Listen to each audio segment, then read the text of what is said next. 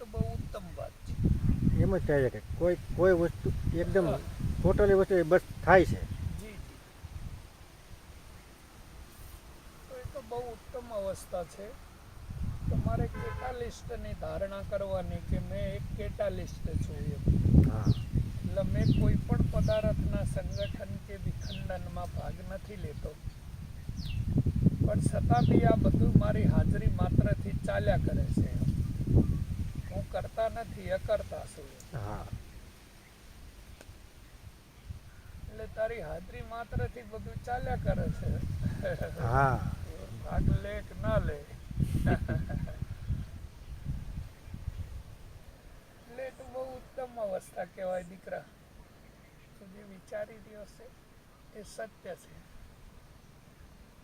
બસ એમ જ થાય, હું કંઈ છું જ નહીં. હા, અને ધારણા એ જ કરવાની છે દીકરા. પરમ શૂન્યમાં જ ધારણા કરવાની છે કે આપણે એક શૂન્યમાં જ છીએ, એક શૂન્યનું બિંદુ જ છીએ.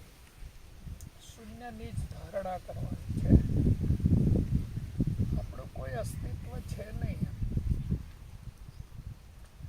આખા બ્રહ્માંડમાં ધ્વનિની પ્રતિધ્વનિ છે અને કંપનનું પ્રતિકંપન છે, બાકી કંઈ છે નહીં.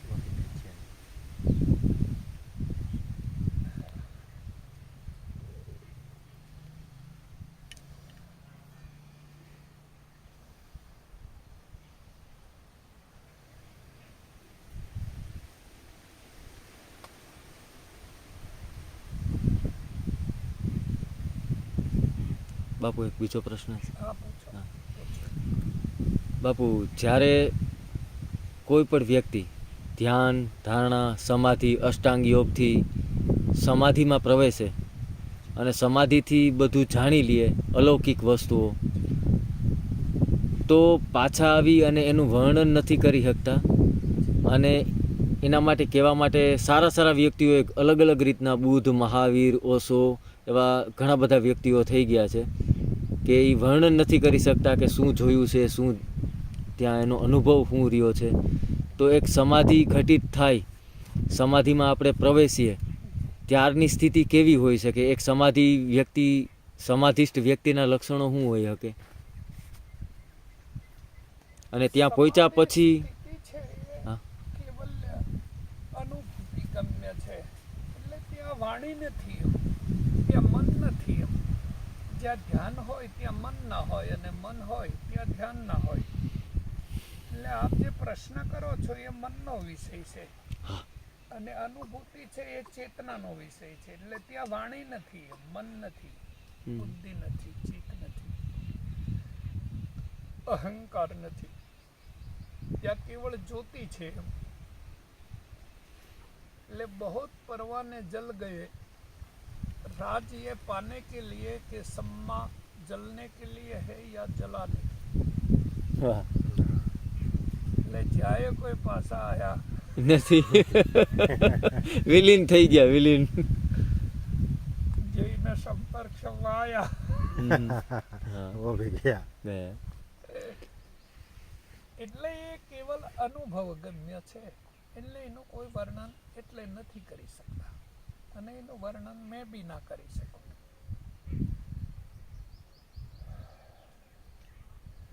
બસ પહોંચી જાઓ તમે. પણ આપના હર હર આશીર્વાદ વગર, મહાદેવ કરીને આપના આશીર્વાદ વગર ક્યાંથી પહોંચાશે ગુરુદેવ? પહોંચી જાઓ. સત્ય માનવના સંયમનો માર્ગ છે, અને સત્ય માનવના સંયમની શોધ છે. સત્ય તમને કોઈ આપી ના શકે. સત્ય અનુભવ ગમ્ય છે. એટલા માટે દરેક વ્યક્તિની જન્માંતરોની યાત્રાને અનુલક્ષીને છે. એટલે હવે એ તો તમને જ ખબર હોય કેટલો યાત્રા કરી છે.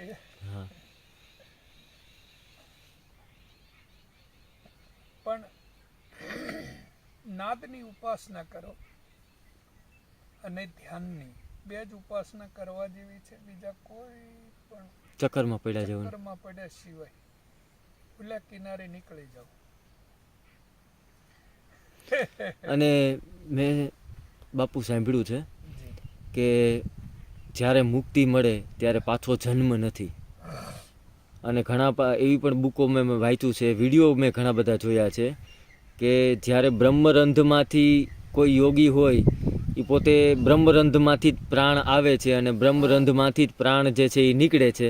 એટલે જ્યારે કોઈ યોગી જે છે એ રસ્તો જોઈ લે અને ગોતી લે ત્યારે એને મુક્તિ મળે છે. તો એમાં કોઈ એવું ખરેખરથી બ્રહ્મરંધ છે અને પાછો જન્મ છે કે નથી, કે કારણ કે જન્મ મરણના ચક્રમાં જે છે એ માણસ પીસાયેલો લે, તો મુક્તિ ક્યારે મળે કે જ્યારે એ જન્મ અને મરણનો રસ્તો જે છે એ જાણી લે. અરે ખાલી મનનો જ લય કરવાનો છે. બંધન અને મુક્તિનું કારણ છે એ મન છે, ચેતના નહીં. ચેતના તો અવિચળ સમયથી એવી ને એવી છે. છે એટલે અહીંયા કોઈ જન્મતું નથી અને કોઈ મરતું નથી, કોઈ આવતું બી નથી અને કોઈ જતું બી નથી. તો શરીર પદાર્થથી બનેલો છે, એટલે પદાર્થ એક ફોર્મમાંથી બીજા ફોર્મમાં ટ્રાન્સફોર્મ થાય, મરે નહીં. હમ કારણ કે અત્યારે જે પદાર્થની વાત કરે છે એ ક્યાંકથી આવ્યો જ છે, હા હા એટલે એ ક્યાંક જવાનો જ છે. બીજું કંઈ જાજુ નોલેજ ના થાય તો. હા એટલે એ ટ્રાન્સફોર્મ થાય છે, મરતો નથી. હમ જો કે મરી ગયેલો હોય તો આપણા આવડા મોટા ખ્યાત ના હોય ને, હમ આટલા નાના એક ફોનમાંથી. એટલે પરમાણુની ગતિ ક્યાંયથી આવે છે હા અને એકવાર ગ્રેવિટેશનલ ફોર્સ ન્યુટ્રલ થશે એટલે પાછી જ્યાં આવીએ છીએ ત્યાં પૂછી જશે. વિસર્જન થઈ. વિસર્જન થશે. તો પુનર્જન્મ અથવા તો પાછું શરીરનું બંધારણ થવું એની પાછળનું કારણ તો મન જ થયું ને. કર્મ અકર્મ વિકર્મ કુકર્મ પ્રાલબ્ધ સંચિત ક્રિયામણ અને પુનર્જન્મ એ બધું મનનું થાય, આત્માનું ના થાય. માનું ના થાય. તો મનનો વિલય જ મુક્તિ છે, હા એ જ નિર્વાણ છે. જી, તમે ઘર છોડી દો, તમે બાળકો છોડી દો, પત્ની છોડી દો, તમે ધંધા બિઝનેસ છોડી દો, જંગલમાં જતા રહો, પણ છોડવાનું ખાલી મન જ છે. બીજું કશું છોડવા જેવું હતું નહીં. નહીં બીજું કે બોજરૂપ નતું.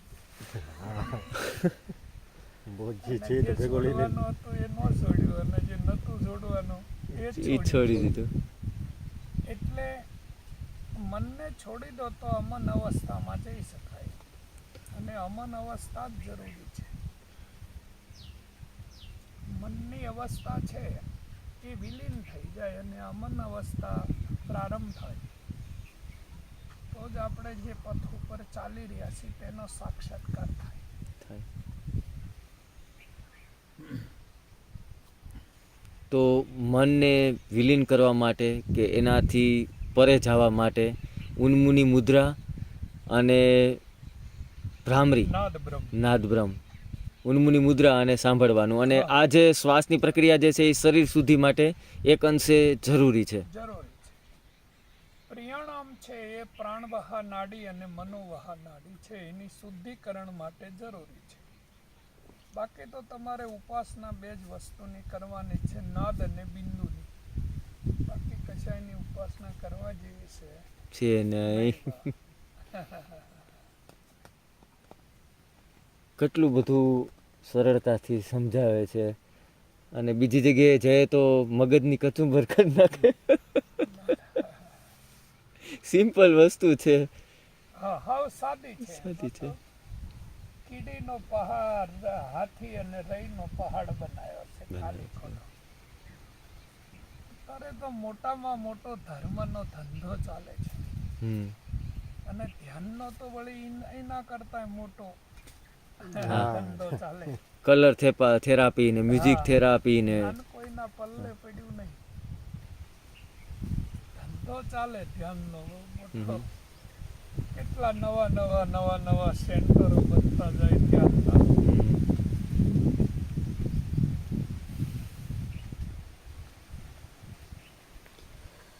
બાપુ, સૂક્ષ્મણા નાડી વિશે થોડુંક આઈડિયો આપશો? કારણ કે સૂક્ષ્મણા નાડીમાં મેં જ્ઞાન પ્રકાશ નામનું ત્રિકમાચાર્ય બાપુનું પુસ્તક છે, બરડા ડુંગરમાં એક સંત થઈ ગયા ત્રિકમાચાર્ય બાપુ, તો એની એ સૂક્ષ્મના નાડી વિશે જે છે ને એ બહુ જ એમાં લખેલું છે, પણ હું એને બહુ સમજી ન શક્યો. તો તમારા દ્રષ્ટિએ ઈંગલા પિંગલા અને સૂક્ષ્મના નાડી વિશે કંઈ કહેવા માગશો? સૂક્ષ્મણા નાડી ચાલુ થાય ને એટલે તમને જે ઇન્ફોર્મેશન આવે એ આંતરિક્ષની આવે. બ્રહ્માંડીય. આ બ્રહ્માંડીય બ્રહ્માંડના રાષ્ટ્રપતિ છે એ બ્રહ્મા છે, અને સમુદ્રના રાષ્ટ્રપતિ છે એ વિષ્ણુ છે, વિષ્ણુ છે. અને આ જે પૃથ્વી છે એના રાષ્ટ્રપતિ શિવ છે. શિવ છે. એટલે આ પૃથ્વીમાં જે સૃષ્ટિ તમને દેખાઈ રહી છે એ બધી શિવની છે, અને સમુદ્રમાં જે સૃષ્ટિ દેખાઈ રહી છે માછલી ને કાચબા ને બધી વિષ્ણુની. વિષ્ણુની છે. અને આકાશમાં સિતારાઓ દેખાઈ રહ્યા છે સૂર્ય ચંદ્ર સહિત, હા, એ બ્રહ્માની છે. બ્રહ્માની છે. એટલે સૂક્ષ્મણા તમારી ચાલુ થાય તો તમને બધું નોલેજ અંતરિક્ષમાંથી આવે. હા, તો એનો મતલબ એવો કે ઈંગલા ને પિંગલા જે છે એ શિવ અને વિષ્ણુ છે. હા, પિંગલા પિંગલા છે ને એ સૂર્ય છે એ શિવ છે, અને ચંદ્ર છે એ વિષ્ણુ છે. જે સમુદ્રની સૃષ્ટિ છે એ વિષ્ણુની છે, હમ. અને આ રહી એ શિવની છે,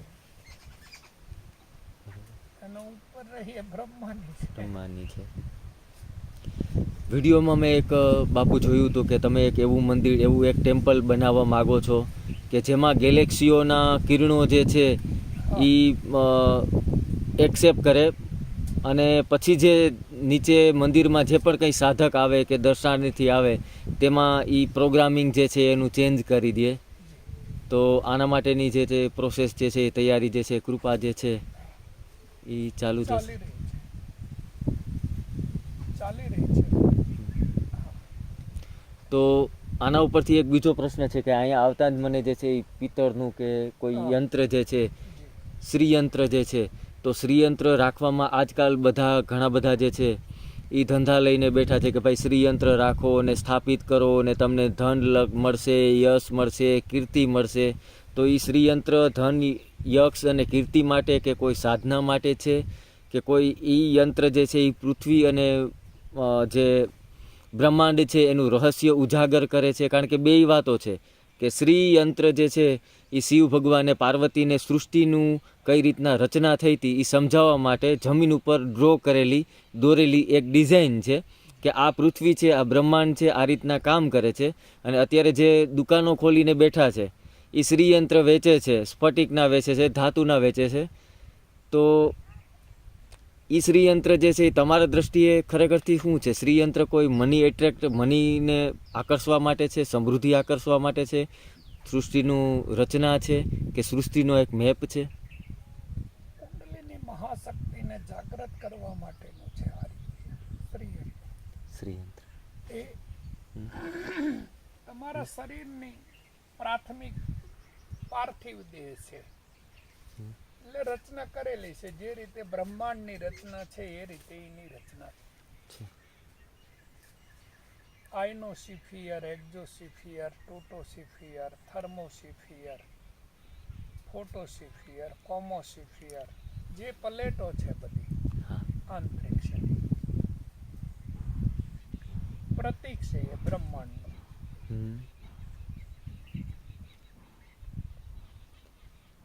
ટૂંકમાં જે રીતના નવગ્રહ છે, સૂર્યમંડળ છે, જેવી રીતે સૂર્ય છે, સૂર્યના ફરતા 9 ગ્રહ છે, તેની ફરતી 12 રાશિ છે, તેના ફરતા 12 આદિત્ય છે, તેના ફરતા 11 રુદ્ર છે, તેના ફરતા 27 નક્ષત્ર છે, 28 નિહારિકાઓ છે, અને 8 વસુઓ છે. એ શ્રીયંત્ર. શ્રીયંત્ર બધાય પોતપોતાની રીતના પોતપોતાનું કામ જે છે એ કરે છે. અને વસુઓનું કામ શું હોય છે? એ પૃથ્વીની ચાદરને દબાવીને બેઠેલા પહાડો છે, નીલમ ને પન્ના ને પોખરાજ ને. બરોબર છે.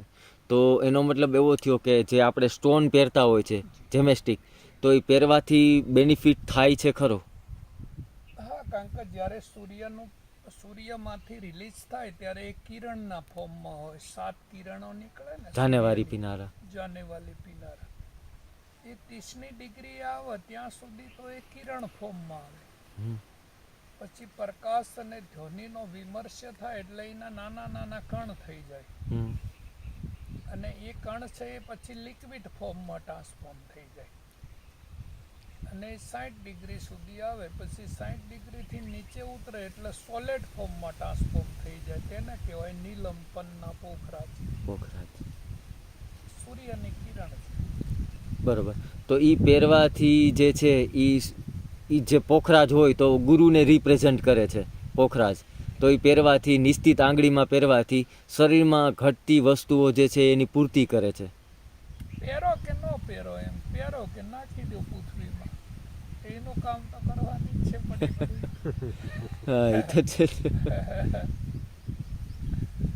બિલકુલ. એટલે પહેરો કે ન પહેરો એમ જોવે છે ને કઈ પહેર્યું નથી હવે. કારણ કે બોધ થઈ ગયો છે જે વસ્તુ જ્યાં પડી છે ત્યાં પડી પડી એ રિલીઝ થઈ જ રહી છે એમ. હા. એટલે કરવાનું કશું છે નહીં તો નકામું પહેરીને ફરવું.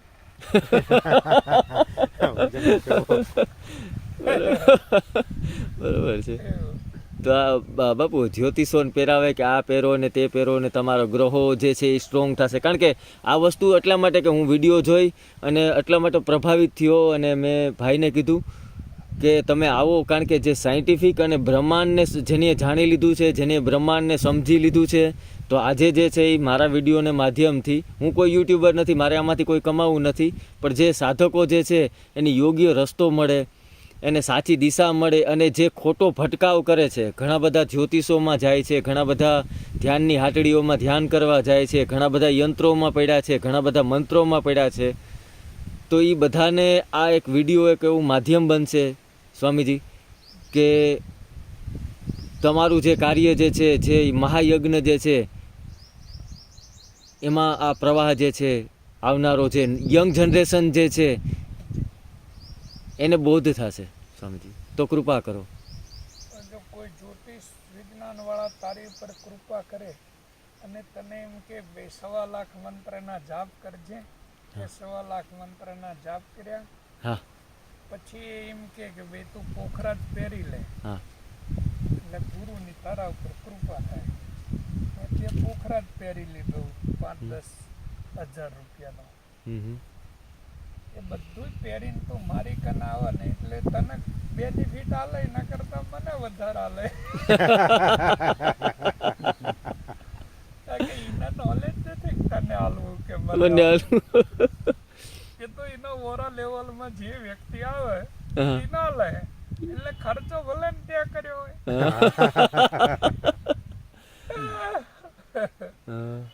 તો જે વ્યક્તિને બોધ છે કે ભાઈ અહીંયા એક નાનામાં નાનો અણુ છે એ બી આખી સૃષ્ટિને સમાન હોય છે, એ આખા સૃષ્ટિ માટે જ આવેલો છે. આપણે કોઈ ગણિતના નિયમ પ્રમાણે એવું કહી શકવી કે આ મારો છે, પણ એ મારો નથી. એનો બોધ બધા હજારો પુરુષોને છે કે ભાઈ આ તારો કઈ રીતે હોય એમ. તારું કોઈ અસ્તિત્વ જ નથી તો પછી અહીંકના કોઈ પણ પરમાણુ તારો કઈ રીતે હોય. એટલે જે જ્યાં છે ત્યાં એ વિશ્વ કલ્યાણનું કામ કરી જ રહ્યા છે. એટલે તું ગુરુ તું પહેરે અને બેનિફિટ મને મળવાનો જ છે એવો મને બોધ છે.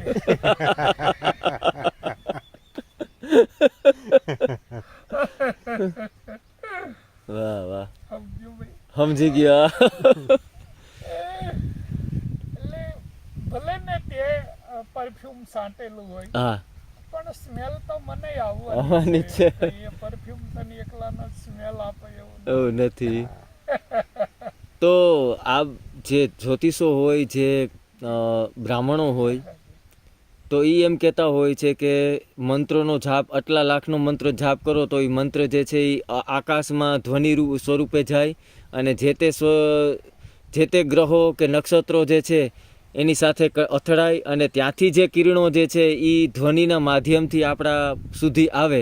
અથવા તો યજ્ઞનો અર્થ એને કીધો કે યજ્ઞ બહાર આપણે કરેલું હોય અને યજ્ઞમાં આપણે હોમ કરતા હોય ને મંત્ર કે ધ્વનિનો ઉચ્ચારણ કરતા હોય તો તો એ જે છે એ વાતાવરણને તો શુદ્ધ કરે છે, પણ અવકાશીય ઉર્જાને નીચે ખેંચવા માટે કે ઉતારવા માટે પણ જે છે એ માધ્યમ બને છે. તમારે કોઈ પણ બ્રાહ્મણને એ પ્રશ્ન પૂછવાનો કે તમે સમુદ્રમાં લઈ જઈ અને કચરો નાખો તો એ જે કચરો છે એને સમુદ્ર છે એ કિનારા ઉપર કાઢે કે કિનારાનો કચરો છે એ ખેંચીને મય લઈ જાય? કિનારા ઉપર કાઢે. એટલી જ તને ખબર પડે. એટલે દરેક વસ્તુ ઉપરથી નીચે આવે એમ. સાચું. ઉપરથી નીચેથી ઉપર કઈ રીતે જાય એની ખબર ન હોય ને. એ બધા કામ છે એ મનના છે એમ. મનના છે. અને ચેતનામાં તો કોઈ બ્રાહ્મણે પ્રવેશ ના કર્યો હોય. હમ. અને જે બ્રાહ્મણે ચેતનામાં પ્રવેશ કર્યો હોય એ કર્મકાંડ કરે નહીં. હા. એ કોઈ ઋષિ થઈ જાય, હા એ સાયન્ટિસ્ટ થઈ જાય, થઈ જાય. એ કોઈ યોગી થઈ જાય એમ. જાય. આપણા 88,000 ઋષિ મુનિ હમ. બધા બ્રાહ્મણો જ છે ને. હા હા, પણ એ બધા કઈ થોડા કોઈના ઘેર કર્મકાંડ કરવા જાય. જાય. શું કહેવાય? કર્મકાંડ જ કહેવાય. હા કર્મકાંડ. હા પિતૃઓ ને કર્મકાંડ ને પિતૃઓની મુક્તિ ને. અરે આવા ધંધા ન કરાય ભાઈ. હમ. સારું ભણી ગણીને કોઈ સર્વિસ કરાય કે વિદેશમાં જવાય. હમ. અહીંયા બેઠા બેઠા પિતૃઓની ને શત્રુઓની વિધિઓ ન કરાય. એ ઠીક નહીં. તો દશરથ બાપુ, જે ઓરા છે, ઓરા વિશે તમે વાત કરી, તો એના વિશે મારા ઘણા બધા મિત્રો જે છે એ ઓરાનું વિજ્ઞાન જાણવાની કોશિશ ખૂબ કરે છે. એના માટે હું એક પ્રશ્ન લઈને આવ્યો છે કે કોઈ પણ સંત મહાપુરુષ કે જે બૌદ્ધત્વને પામેલા છે એની ઓરાઓ જે છે એ મેં સાંભળ્યું છે કે કિલોમીટર સુધી જે છે એ હોય છે, કિલોમીટરના કિલોમીટર સુધી હોય છે, કે જેની ઓરામાં આવ્યા પછી વાઘ જે છે એ બકરી બની જાય છે અને વિચારો માણસના પ્રોગ્રામિંગ જે છે એ ફરી જાય છે. તો એના વિશે થોડું વધારે સમજાવવા માગશો? કૃપા કરશો. એટલે જે વ્યક્તિ જાગેલો હોય તેની જે ફ્રીક્વન્સી છે એની ઇન્ટેન્સિટી છે એ આખા બ્રહ્માંડમાં સર્વવ્યાપક હોય. એટલે કોઈ પણ વ્યક્તિ તેના ઓરામાં આવી જાય એટલે તમે મારા ઓરામાં આવી જાઓ તો મારો જે સ્વર ચાલે છે એ જ સ્વર તમારો ચાલે. પછી જે તત્વ મારું ચાલે છે એ જ તત્વ તમારું ચાલે. અને જે ઓરા મારી છે એ જ ઓરા તમારી ચાલવા લાગે. કારણ કે તમારું કોઈ અસ્તિત્વ ના રહે. જેમ જેમ મારા કેન્દ્રમાં આવો તેમ તેમ કેન્દ્રનું સામ્રાજ્ય છે એ મારા સંયમનું છે. એટલે મેં અનુશાસન છું એમ. એટલે અહીંયા કોઈ શાસન ના ચાલે કોઈનો. મન, બુદ્ધિ, ચિત્ત, અહંકાર એ બધા કરતા હાઈ શાસન છે. શાસન છે. એટલે તમે અહીંયા આવો એટલે સલન્ડર જ થઈ જાઓ. અમને કઈ બીજું સાચું બોલી તો હકો નહીં. બાપુ હોય પાછા ઠેકાણા હોય તો ઠીક છે ને. પણ જે વ્યક્તિ કેન્દ્રિત થઈ ગયેલો છે એના કેન્દ્રમાંથી વિકિરણ રેડિયેશનનો એક પ્રવાહ નીકળે. બિલકુલ. અને પરફ્યુમની જેમ ફેલાયા કરે. એટલે मिटा दे अपने हस्ती को, मिटा दे अपनी हस्ती को, अगर कुछ मरतबा चाहे कि दाना मिट्टी में मिलकर गुले गुलजार होता है. વાહ વાહ વાહ. એટલે કોઈ ગુલજાર છે એ પોતાની પાંખડી પકડી રાખે એમ. એ થડ પકડી રાખે, એ ડાળખી પકડી રાખે, એ ડાળીના ઉપર આવેલી કલી છે એ કલીને પકડી રાખે, અને કલીમાંથી ફૂલ થઈ જાય તો ફૂલને બી પકડી રાખે. પણ સુગંધને કઈ રીતે પકડી રાખે? હા, સુગંધ ન પકડી શકે. સુગંધ તો ફેલાય જ જોવાની છે ને આખા બ્રહ્માંડમાં. એને કઈ થોડો ફૂલ છોડ પકડી શકે? એટલે ચેતના સર્વવ્યાપક છે અને ધ્વનિ બી સર્વવ્યાપક છે. જે સૂર્ય ચંદ્રનું સામ્રાજ્ય સર્વવ્યાપક હોય તો તમારા સોલનું હેન્ડલિંગ સૂર્ય કરે છે, તમારા મનનું હેન્ડલિંગ ચંદ્રમા કરે છે, અને તમારી આખી સેલ્યુલર બોડીનું હેન્ડલિંગ ચંદ્રમાંથી ઉત્તર ધ્રુવ સુધી બધાય સિતારાઓ ભેગા થઈને કરે છે, એટલે તો આટલા બધા સેન્સર આપેલા છે. વાળ જે છે એ સેન્સર છે. સેન્સર છે, એક સાથે કરોડો સિગ્નલ આવે છે વિધાઉટ અને કરોડો સિગ્નલ જાય છે વિધાઉટ. અચ્છા, એટલે વાળ જે છે એ માની લ્યો કે શોર્ટ રાખ્યા હોય કે લાંબા રાખ્યા હોય, લાંબા રાખવાથી જે ઋષિમુનિઓને જે લાંબા વાળ હોય છે એનું કારણ જે છે એ હોય છે કે વધારે સેન્સ કરી શકે કોઈ કિરણો કે.